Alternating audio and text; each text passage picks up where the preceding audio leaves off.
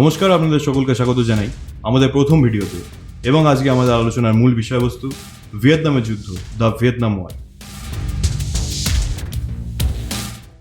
দ্বিতীয় বিশ্বযুদ্ধের পর থেকে মার্কিন যুক্তরাষ্ট্র এখনো পর্যন্ত কোনো যুদ্ধে জয়লাভ করতে পারেনি, এবং তার দুই প্রধান এক্সাম্পল হচ্ছে আফগানিস্তান ওয়ার, যেটা রিসেন্টলি ঘটে গেল, এবং ভিয়েতনাম ওয়ার। এবং আজকে আমরা ভিয়েতনাম ওয়ার নিয়ে আলোচনা করব। আফগানিস্তান ওয়ার নিয়ে আমাদের একটি সম্পূর্ণ ভিডিও ভবিষ্যতে আসতে চলেছে।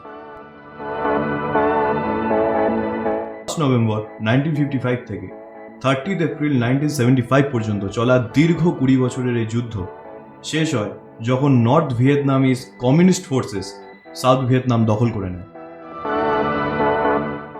ভিয়েতনামের যুদ্ধ সম্পর্কে জানার আগে চলুন আমরা দেখে নিই ভিয়েতনামের অবস্থান। বর্তমানে আপনারা ম্যাপে ভিয়েতনামের অবস্থান দেখতে পাচ্ছেন। এটি একটি সাউথ ইস্ট এশিয়ান কান্ট্রি এবং এর বর্তমান রাজধানী হচ্ছে হ্যানয়। ভিয়েতনামের যুদ্ধ সম্পর্কে জানার আগে চলুন আমরা এর ঐতিহাসিক প্রেক্ষাপট, হিস্টোরিক্যাল ব্যাকগ্রাউন্ড সম্পর্কে কিছু জেনে নিই।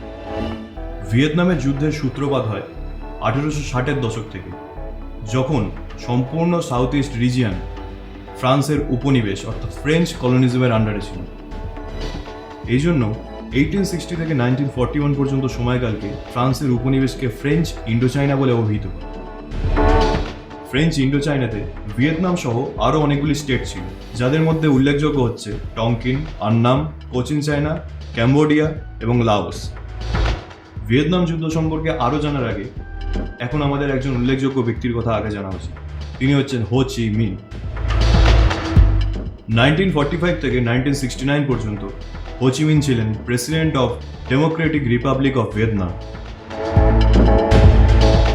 ভিয়েতনামিজ রেভলিউশনারি হো চি মিন 1930-তে স্থাপন করেছিলেন ইন্ডো চাইনিজ কমিউনিস্ট পার্টি, এবং এরই সাকসেসর হয় 1941-এ তৈরি ভিয়েত মিন। হো চি মিন নিজের জীবদ্দশায় সোভিয়েত ইউনিয়ন এবং চায়নায় অনেকটা সময় কাটিয়েছিলেন। অক্টোবর রেভলিউশনের পর রাশিয়ার ক্ষমতা হস্তান্তরিত হয় কমিউনিস্টদের হাতে, এবং সেই দেশের নতুন নাম হয় সোভিয়েত ইউনিয়ন। 1923 থেকে 25 পর্যন্ত সোভিয়েত ইউনিয়নে as an agent of communist international হিসেবে ট্রেন্ড হন হো চি মিন। এরপর তিনি নিজের রাজনৈতিক কেরিয়ার শুরু করেন ইন্ডো চাইনিজ কমিউনিস্ট পার্টি গঠনের মাধ্যমে। 1939 থেকে 1945 পর্যন্ত ছিল দ্বিতীয় বিশ্বযুদ্ধের সময়কাল। দ্বিতীয় বিশ্বযুদ্ধের সময় জুন 1940-তে জার্মানি ফ্রান্স দখল করে এবং জার্মান অ্যালাই জাপান ইন্ডো চাইনা দখল করে নেয়। কিন্তু ভিয়েতনামের লোকেরা ফ্রান্স এবং জাপান উভয়ের সাম্রাজ্যবাদী শাসনতন্ত্র থেকে স্বাধীনতা চেয়েছিল। ঠিক এই কারণেই হো চি মিন গঠন করেন league for independence of Vietnam 1941 খ্রিস্টাব্দে, যা পরে ভিয়েত মিন নামে পরিচিত। এই সময় জাপান শুধু ভিয়েতনাম নয়, বরং ইস্ট চায়না সহ সমগ্র সাউথ ইস্ট এশিয়ান কান্ট্রিজদের দখল করে নেয়। অবশেষে 1945-এর 6 এবং 9 আগস্ট জাপানের দুই শহর হিরোশিমা এবং নাগাসাকির ওপর আমেরিকা অ্যাটম বোম সহ আক্রমণ করে। 2 লাখ জাপানিজ নাগরিক এই বিস্ফোরণে মারা যাওয়ার পর জাপান আনকন্ডিশনাল সারেন্ডার করে দ্বিতীয় বিশ্বযুদ্ধে। দ্বিতীয় বিশ্বযুদ্ধে চায়না অ্যালাইড কান্ট্রিজ অর্থাৎ মিত্র শক্তির সঙ্গে এই যুদ্ধে অংশগ্রহণ করেছিল। জাপানিজ সারেন্ডারের পর উত্তর ভিয়েতনামে অবস্থিত জাপানিজ সৈনিকরা চায়নার কাছে এবং দক্ষিণ ভিয়েতনামে অবস্থিত জাপানিজ সৈনিকরা ইউকের কাছে সারেন্ডার করে। ফলে আপনারা এখন থেকেই দেখতে পাচ্ছেন ভিয়েতনাম উত্তর এবং দক্ষিণ এই দুইটি ভাগে বিভক্ত হয়ে যাচ্ছে। দ্বিতীয় বিশ্বযুদ্ধ শেষ হওয়ার পর ফ্রান্স আবার সম্পূর্ণ সাউথ ইস্ট এশিয়ান রিজিয়নে নিজেদের উপনিবেশ স্থাপন করার কথা জানায়। চায়না প্রথমে এই বিষয়ে আপত্তি জানালেও অন্যান্য সমগ্র অ্যালাইড কান্ট্রিজরা এতে সমর্থন জানায়। ফলে ফ্রান্স পুনরায় সম্পূর্ণ সাউথ ইস্ট রিজিয়নে নিজেদের উপনিবেশ স্থাপন করে।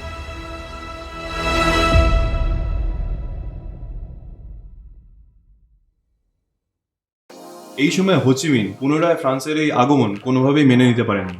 হো চি মিন কেবলমাত্র ফ্রান্সই নয়, 1941-এ যখন জাপানিজ ইনভেশন হয়েছিল তখন জাপানিজ সৈনিকদের বিরুদ্ধেও লড়াই করেছিলেন। ফ্রান্সের এই পুনরুত্থানের সময় হো চি মিন নর্থ ভিয়েতনামকে অ্যাজ অ্যান ইন্ডিপেন্ডেন্ট কান্ট্রি হিসেবে ঘোষণা করে। 1946 থেকে 1954 পর্যন্ত ফ্রান্সের বিরুদ্ধে ভিয়েতনামিজ ট্রুপসদের এই লড়াই ফার্স্ট ইন্ডো চাইনা ওয়ার নামে পরিচিত। এই সম্পূর্ণ ঘটনা থেকে আমেরিকান ইন্টারভেনশনকে দূরে রাখার জন্য হো চি মিন নর্থ ভিয়েতনামের ডিক্লারেশন অফ ইন্ডিপেন্ডেন্সকে আমেরিকান ডিক্লারেশনের মতো করে সাজিয়েছিলেন, কিন্তু দুর্ভাগ্যবশত ইন্টারন্যাশনাল কমিউনিটিতে এই ডিক্লারেশনকে কোনোভাবেই মেনে নেওয়া হয়নি। এই সময় ফ্রান্সের বিরুদ্ধে হো চি মিন গেরিলা ওয়ারফেয়ার শুরু করেন। ভিয়েতনামের ঘন জঙ্গলে 1954 পর্যন্ত ভিয়েত মিন এবং ফ্রেঞ্চ লয়ালিস্ট এবং তাদের আর্মির মধ্যে এই যুদ্ধ চলে। 1947-এ ইউএস প্রেসিডেন্ট ট্রুম্যান এই সময় ফ্রান্সকে সরাসরি সাপোর্ট করা শুরু করে। ইতিমধ্যে 1949-এ সোভিয়েত ইউনিয়ন তাদের প্রথম পারমাণবিক বম সফলভাবে পরীক্ষা করে। ঠিক এই বছরেই মাও জেদাংয়ের নেতৃত্বে কমিউনিস্ট চায়না গঠিত হয়। এই দুই ঘটনা তৎকালীন ইন্টারন্যাশনাল পলিটিক্সকে সম্পূর্ণভাবে পাল্টে দেয়। 1950-তে চায়না এবং সোভিয়েত ইউনিয়ন অফিসিয়ালি নর্থ ভিয়েতনামকে রেকগনাইজ করে এবং তাকে ইকোনমিক ও মিলিটারি এইড দেওয়া শুরু করে। ঠিক এই সময় মার্কিন যুক্তরাষ্ট্র ফ্রান্সকে দেওয়া তাদের মিলিটারি এবং ইকোনমিক এইড আরও বাড়িয়ে দেয়। 1954-এ এই যুদ্ধ নিজের অন্তিম পর্যায়ে পৌঁছায় যখন ফ্রান্স ডিএন বিএন ফুতে হিউমিলিয়েটিং ডিফিটের শিকার হয়। এইভাবে 1954-এ সমগ্র ইন্ডো চাইনিজ রিজিয়নে ফ্রান্সের কর্তৃত্ব নষ্ট হয়।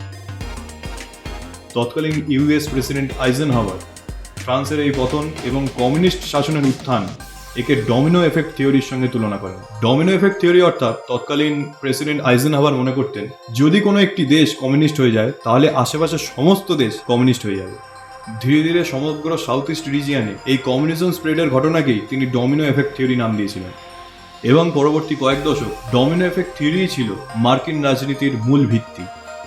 1954 অবধি চলা ফার্স্ট ইন্ডো চাইনিজ ওয়ারে ফ্রান্সের হিউমিলিয়েটিং পরাজয়ের পর সুইজারল্যান্ডের ক্যাপিটাল জেনিভাতে একটি অ্যাকর্ড সাইন হয়, যাকে আমরা জেনিভা অ্যাকর্ডস নামে জানি। জেনিভা অ্যাকর্ডসে সর্বপ্রথম নর্থ এবং সাউথ ভিয়েতনামকে দুটি সেপারেট এন্টিটি হিসেবে তুলে ধরা হয়। 17th প্যারালালকে নর্থ এবং সাউথ ভিয়েতনামের বর্ডার হিসেবে তুলে ধরা হয়। শুধু তাই নয়, লাওস, কম্বোডিয়া এবং ভিয়েতনাম সহ সমগ্র ফ্রেঞ্চ ইন্ডো চাইনা ফ্রান্সের উপনিবেশবাদের হাত থেকে মুক্তি পায় এবং প্রথম স্বাধীনতা লাভ করে। কমিউনিস্ট হোচিমিনের নেতৃত্বে নর্থ ভিয়েতনাম একটি কমিউনিস্ট কান্ট্রি হিসেবে উঠে আসে এবং ওয়েস্টার্ন কান্ট্রিজের সহযোগিতায় সাউথ ভিয়েতনামের নতুন প্রেসিডেন্ট নির্বাচিত হন নো ডিন ডিয়াম। নো ডিন ডিয়াম কমিউনিজমের বিরোধী ছিলেন এবং ঠিক সেই কারণেই সমগ্র ওয়েস্টার্ন কান্ট্রিজ তাকে সহযোগিতা করত।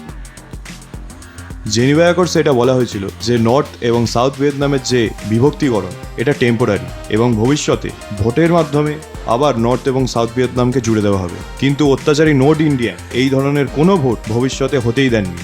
সাউথ ভিয়েতনামের প্রেসিডেন্ট নোট ইন্ডিয়াম রিলিজিয়নে একজন ক্যাথলিক ছিলেন এবং বুদ্ধিস্ট লোকেদের ওপর তিনি অত্যাচার করতেন।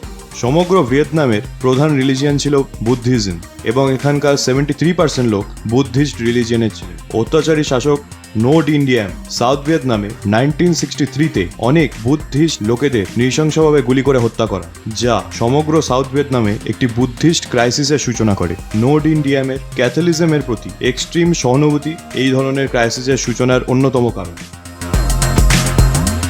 ভিয়েতনামে উপস্থিত ক্যাথলিক মাইনরিটির ওপর নো ডিন ডিয়ামের এই এক্সট্রিম ফেভারিটিজম সেখানকার বুদ্ধিস্ট লোকেদের অনেক বেশি রাগান্বিত করে। ধীরে ধীরে সাউথ ভিয়েতনামে নো ডিন ডিয়ামের পপুলারিটি বা জনপ্রিয়তা কমতে থাকে এবং এটাও লক্ষ্য করা যায় যে তার প্রেসিডেন্সিয়াল প্যালেসে বুদ্ধিস্ট লোকেরা বম্বিংও করে। 1954 থেকে 1963 অবধি নর্থ এবং সাউথ ভিয়েতনামের মধ্যে ক্রমাগত ছোটখাটো অনেক লড়াই হতে থাকে এবং বুদ্ধিস্ট ক্রাইসিস এই লড়াইকে আরও বেশি তীব্রতর করে। সাউথ ভিয়েতনামে ন্যাশনাল লিবারেশন ফ্রন্ট বা ভিয়েত কং এর এস্টাবলিশ হয়। ভিয়েত কং নর্থ ভিয়েতনামের মাধ্যমে সম্পূর্ণরূপে সহযোগিতা প্রাপ্ত ছিল এবং ভিয়েত কং এর প্রধান উদ্দেশ্য ছিল একটি ইউনিফাইড ভিয়েতনামকে তৈরি করা। সাউথ ভিয়েতনামে এই ভিয়েত কংরাই প্রথম গেরিলা ওয়ারফেয়ারের সূচনা করে। ভিয়েতনামের যুদ্ধ সম্পর্কে আজ আমরা এতটাই জানবো এবং পরের ভিডিওতে আপনারা জানতে পারবেন আমেরিকান ইন্টারভেনশন ইন ভিয়েতনাম। ভিডিওটি যদি আপনাদের ভালো লেগে থাকে তবে লাইক, শেয়ার এবং সাবস্ক্রাইব করতে অবশ্যই ভুলবেন না।